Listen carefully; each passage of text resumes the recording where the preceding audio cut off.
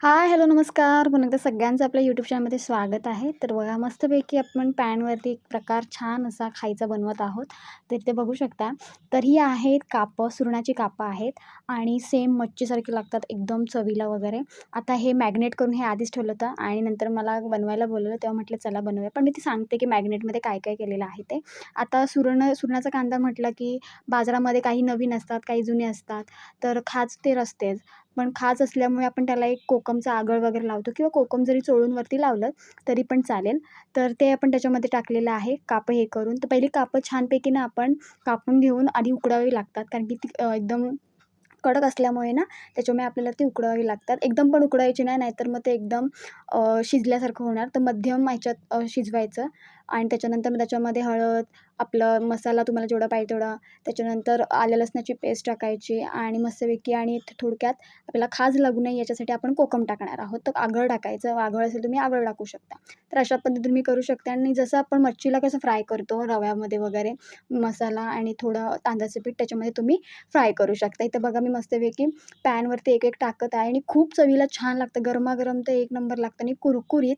तर सुरणाची तुम्ही अशी कापं बनवू शकता आणि आपण दुपारच्या जेवणामध्ये वगैरे किंवा तुम्ही संध्याकाळच्या जेवणामध्ये एक छान असं तुम्ही प्रकार हा बनवून जे आपल्या जेवणासोबत तुम्ही खाऊ शकता.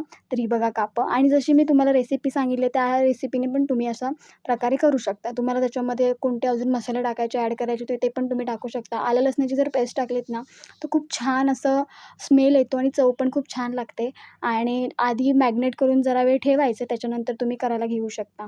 त्याच्यामध्ये आपण रवा थोडा बारीक रवा असतो तो, त्याच्यानंतर आपण त्याच्यामध्ये मसाला टाकलेला आहे, थोडं मीठ टाकलेलं आहे, जेवढं चवीनुसार आणि मग त्याच्यामध्ये जशी आपण मच्छी फ्राय करतो तेच फक्त मच्छीच्या जागी आपण हे सुरणाची कापं आहेत आणि खूप छान लागतात सुरणाची कापं आणि आता ह्या सीझनमध्ये सुरण वगैरे काढले जातात.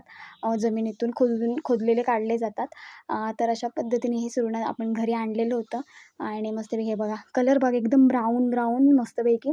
सो व्हिडिओ जर आवडला तर नक्की लाईक करा, शेअर करा आणि सबस्क्राईब करायला अजिबात विसरू नका. तर बघा मस्तपैकी एकदम छान मस्त आणि मेन म्हणजे ना एक वेगळीच चव लागते. त्याच्यामुळे खायची एक ओढ निर्माण होते.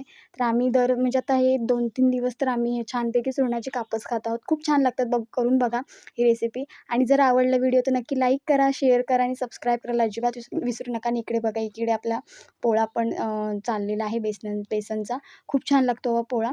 सो तुम्ही ते आपण बनवू शकता. पोळ्याची रेसिपी सगळ्यांना माहितीच आहे. तर चला आता इथे थांबणार आहोत आपण. तर असाच व्हिडिओ घेऊन आपण पुन्हा भेटू. तोपर्यंत बाय बाय.